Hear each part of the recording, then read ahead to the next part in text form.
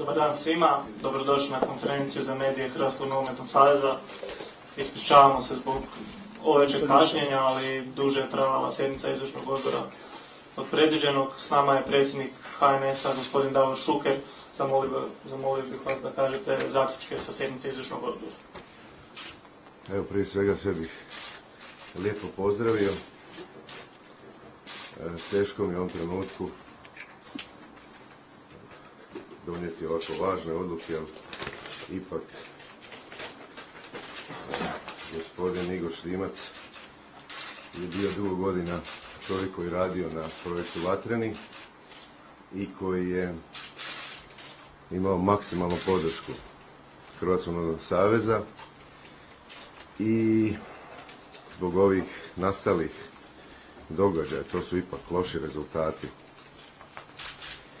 igre koje nisu na nivou Hrvatske nogometne reprezentacije, nisu na nivou navijačke skupine koje želi gledati pobjedničku ekipu.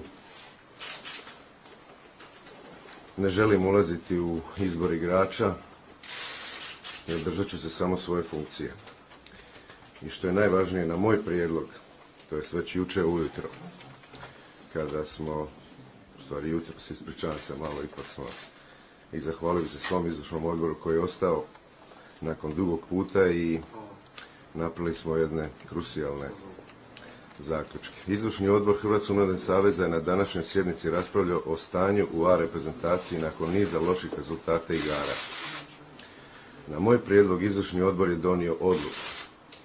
Igor Štimac razrješuje se dužnosti izbornika A reprezentacije te se raskida ugovor s njim.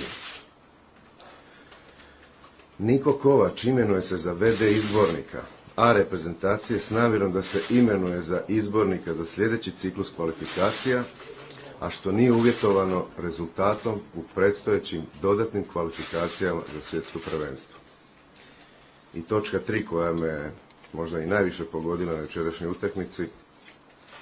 Zbog nesportskog ponašanja i narušavanja ugleda reprezentacije na utakmicama protiv Škotske, igrači Dejan Lovren i Ivan Strinić kažnjavaju se novčanom kaznom u iznosu od 20.000 eura.